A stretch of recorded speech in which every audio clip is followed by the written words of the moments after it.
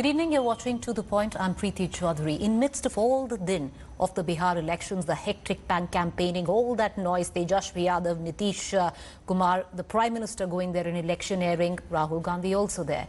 Have we quite just forgotten that there are bypolls in another state? And these bypolls could pretty much change the government in that particular state.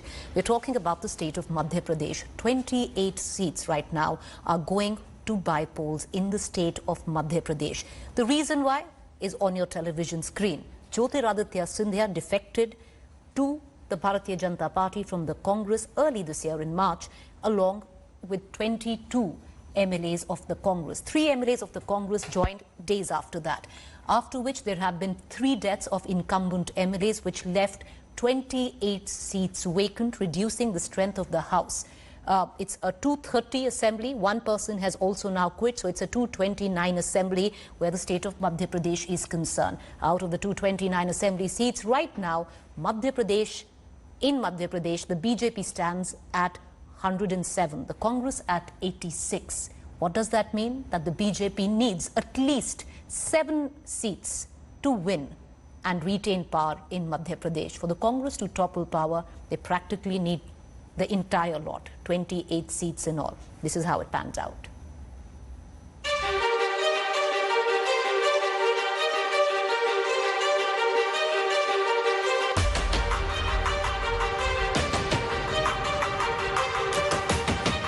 With the din of the electoral drums in Bihar getting louder, simultaneous bypolls on 28 seats of Madhya Pradesh have not been making as much news. With polling on 3rd November and counting on the 10th November along with Bihar, these 28 seats could very well decide Madhya Pradesh's political future. It's been tumultuous politics in MP within a year and a half of coming into power. The Kamal Nath government's insider, Jyotiraditya Scindia, pulled the mat under the Congress government by switching to the BJP. In March, right before the COVID lockdown was announced, Scindia jumped ship with 22 Congress MLAs. 3 more Congress MLAs joined the BJP later, and 3 seats in the state assembly fell vacant after the death of the incumbents, leading to 28 seats going to bypolls. Without 28 seats and 1 resignation, it is a 229-member state assembly house. Currently stands at BJP 107, Congress at 87, with the halfway mark at 115. With 28 seats going into bypolls, the Congress would need all 28 to turn the government in Madhya Pradesh. And the BJP will need just 8 to hold on to power. And with 7 others that are inclined towards the incumbent, the BJP could very well stay in power without winning even a single seat.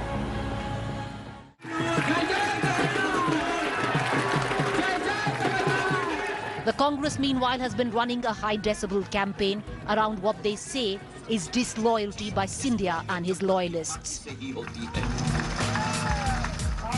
However, it has on its own issued tickets to about half a dozen defectors from the BJP, leading with the campaign slogan, Bikau versus Tikau, tradable versus bankable. With the BJP now going with the campaign slogan, Vishwas Hai, faith on Shivraj Singh Chauhan as Chief Minister. हम माँ बहन और बेटी के चरण छू के उनको प्रणाम करते हैं. Of the 28 seats for which by-elections are being held, 16 seats fall in the Gwalior-Chambal region, where Jyotiraditya Scindia holds sway.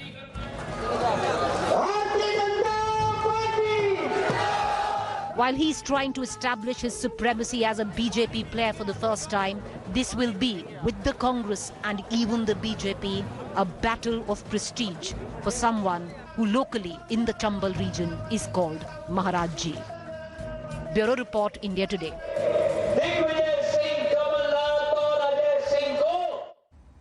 So yes, like I said, there's a battle on in Bihar, but what about Madhya Pradesh? Could these 28 seats turn the government in Madhya Pradesh? Most people say implausible.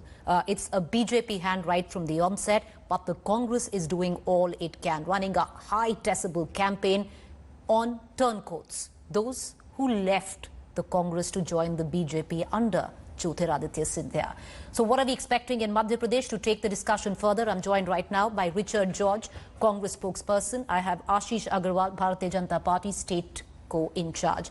Let's begin with the Congress spokesperson. Mr. George, you know, the fact is you're running this high decibel campaign, like I said, all around turncoats. The Gaddar campaign is what is locally called against Maharajji, who's locally called Maharajji in the Chambal belt. But the question is, let's go by pure facts and the math, Mr. George.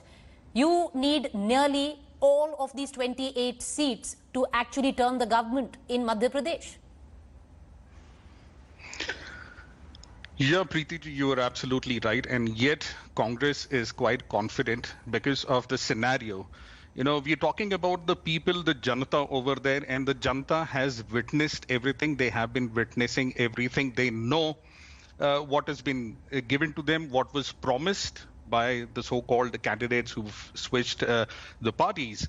They have betrayed the mandate of these people. They were elected MLAs from these constituencies on the Congress banner, and they've also seen them switching just because of their personal aspirations during a time where the state needed a firm government, the state needed an attention, the time when the pandemic was penetrating brutally.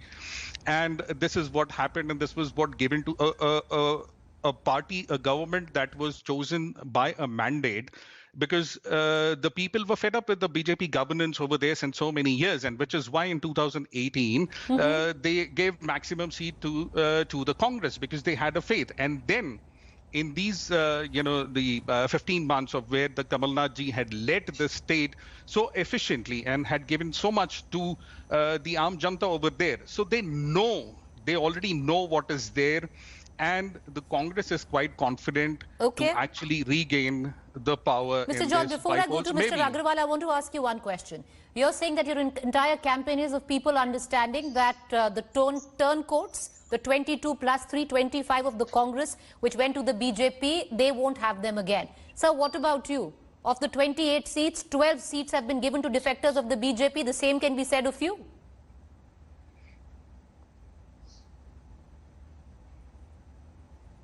Mr. George, the question is for you.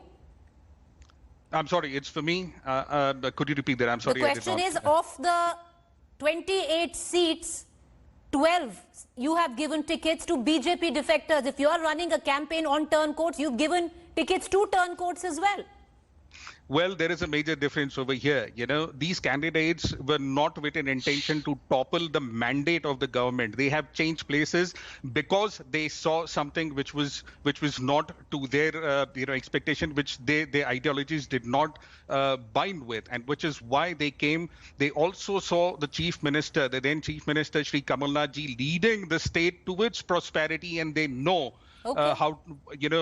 who's the person who has the right actually to head Madhya Pradesh and who's going to take care of the people of Madhya Mr. Pradesh, George, which is why yes, that's for the people to decide. But just stay on with me. I want to also bring in. Which is why the BJP people, they came in. They never toppled the government. They never had an intention to topple the government or do a miscalculation and topple a government that was doing so well. Okay, I want to bring in Ashish Agarwal from the Bharatiya Janata Party, the state co-in-charge. Mr. Agarwal, you know, it's a battle of prestige for the BJP. You might have it already in your pocket, like traditional psephology suggests that you do. But having said that, it's a battle of prestige. And when you talk about the people who are at the forefront, you have a Jyotiraditya Scindia who seems to be a little miffed with you because he's not on any of those campaign posters. The ruts that were rolled out only had Shivraj, while most of the seats going on are in his area, Chambal. Just about 2 days ago, Imarti Devi, under Jyotiraditya Scindia, gave one of the most unsavory comments where she said, quote unquote, party bhaad mein jaye. Preeti ji, there are multiple things that I need to answer. The Congress spokesperson, George Sahib, I've got ample of respect for him. But since he's not from Madhya Pradesh, so I feel that his facts are completely wrong. This election is not about prestige also. This election is about taking revenge from the people, those who have ruled Madhya Pradesh down. 15 months of the Kamal Nath will be known for not living up to the promises. The Kamal Nath made a promises of waiving the farm loan up to 2.0 lakh rupees that he did not do. The Rahul Gandhi clearly mentioned in one of the public rally that they'll be waiving the 2 lakh rupees loan in 10 days of time. Otherwise, they'll be changing the chief minister. And none of the chief minister were changed. Secondly, the unemployed were promised to give 4,000 rupees per month. They did not do it. And instead of doing it, what they did, they made the ministry as a place for brokers. The Vallabh Bhavan here became a place for the brokers. Everything was handled by the brokers of Kamal Nath and Digvijay Singh. There was minister who was alleging Digvijay Singh as a blackmailer, as Sharab Mafia, and they did nothing. And on top of that, they showcased the face of the Jyotiraditya Scindia as the would-be chief minister, and they simply turned him out of the picture. So this election, the public has united. Sir, you know, I just want to take off from what you said in the end. Yeah. You said they projected him as the chief minister, and then they completely turned against him. A lot of people today, sir, there's a lot of unrest in those 25 seats because you fielded former Congress who've joined you as turncoats. You've awarded them, rewarded them with tickets. What about your own cadre? Don't they feel the same about you? Doesn't the BJP cadre there feel that you've actually rewarded those who came from the Congress? These are the people who've given their sweat and blood over decades to maybe fight this election, that you've randomly given a ticket to a turncoat? Not at all, Preeti. See, there is a difference between BJP and Congress. BJP is an organization which is cadre-based, which works to spread its vichardhara. And all the fellow BJP workers are simply united, and they just want to give an apt reply to the people, those who just brought the development of the Madhya Pradesh down. And we do not have anybody hostile against them. There are just a couple of people, and everything else is fine here. The problem is with Congress. The Congress has just turned into many folds. There is one Congress, which is Kamal Nath Congress, which is actually defaming a Dalit Mahila as item. And there is one Congress called Rahul Gandhi Congress, which wants to... I'd like to bring in Mr. George, but Mr. George, just allow me just 10 seconds. You talk about the Dalit Mahila. The Dalit Mahila says party bhaad mein jaye. Preeti, I want to correct it. The party bhaad mein jaye means it was Congress. And the same Imarti Devi ji gave clarification on it. When she herself has given clarification, then I don't think there is anything to be doubted. Fair enough. I want to go. Yes, Mr. George, you wanted to come in? Come in. Yeah, please. Thank you. Just allow me. And I would counter all that, my friend from the BJP has said, beginning from what he said that Mr. George is not from Madhya Pradesh and he's not aware of. Let me make him aware of, a few things. He started saying a very good point of revenge, and absolutely this is the election that is going to be all about revenge, and the revenge is going to be taken by the Janta of Madhya Pradesh towards the people who betrayed the mandate, the people who chose them as their representative. If they had a problem, what they explain, if they had a complaint with Congress, they would have given a resignation from the ministerialship and met the chief minister, not from as the legislative member. All right, so they have directly betrayed the faith of the people they've chosen. Number two, the point. Now, this kind of misconception is being done by the Bharatiya Janata Party on various platforms and even on social medias, but they cannot change the fact that what the Congress government has done in 15 months, they were not able to do in 15 years. Let me tell you a very basic fact which my friend is not aware of. The Kisan Rin Maafi Yojana that was initiated, which Rahul ji obviously told about before the election, which was anyways been followed very religiously. There were 3 phases that were being announced. 2 phases were already been done, wherein the amount of 11,500 crores have been already given to almost 25 lakh, farmers. And let me tell you, this is not what Congress is saying. This is what your own BJP Agriculture Minister, Mr. Patel, in the Vidhan Sabha said it. It is on the table, it is on the record. It is towards the question that was being asked by Jayavardhan Singh ji, and in reply, it was acknowledged by the Agriculture Minister that yes, there has been the amount that has been dispersed. The farmers have got the loan waivers, and they've been... I want to get Mr. Agrawal back in. Yes, Mr. Agrawal, you wanted to answer.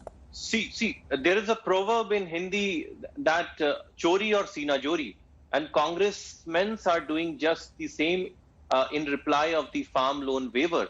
The basic promise of the government of the Rahul Gandhi was to waive off the farm loan up to 2 lakh rupees in 10 days. 1, 2, 3, 4, 5, 6, 7, 8, 9, 10. And it was not even waived in 15 months. And then on top of that, what you did, you asked the farmers to fill red, yellow and blue receipts. And out of that, and one more thing I want to make very clear, categorically, the loans are not waived by the certificates printed from the office of the Congress. It is made by depositing the money in the accounts of the farmers. That you did not do. And there are not just one. All right, Mr. Agarwal, all of that ultimately we'll only know which side the divide the voter stands on with both perspectives on the 10th of November. We know when that last vote is counted. But I just want to ask you both one quick question before I go into a break. Mr. Agarwal, 25 seats, tickets given to Congress turncoats. Nobody you thought was better from the BJP who had worked there? Because that's the anger right now, which our reporters are picking up from ground. Preeti ji, there is no anger at all. Point number one. Point number two, there is nobody from Congress today in Bharatiya Janata Party. It is all our fellow BJP party workers. And they have accepted the Vichardhara of Antyodaya. They have accepted the Vichardhara of Rashtravadita. And when they have accepted our ideology... Mr. George, none the richer. I know you want to come in, but Mr. George, none the richer. 12 seats given by your party to defectors from the BJP. As I said, absolutely. But there is a huge difference, in the BJP were so hungry of gaining the power which they had lost and it was the defectors who they had it. It's a part of the deal. They had to give those tickets. What you're saying is they had to give those tickets to those people. If they wouldn't have given that, there is no way they would have even survived this phase of, the bypolls. All right, okay, I need to close the debate. Appreciate you both for joining us. Like I said, it's for the voter to decide. Madhya Pradesh goes to poll. It's a single-phase polling on these bypolls. All 28 seats will poll on the 3rd of November. 10th, we'll know which way Madhya Pradesh has gone. It's a uphill battle for the Congress. They need to win all 28 to turn the government. The BJP possibly just about 8. They can still even do without winning a single seat because there are 7 outsiders. And traditionally, it suggests politically that others usually go with the incumbent. Thank you for joining us. Up next is Rahul Kamal.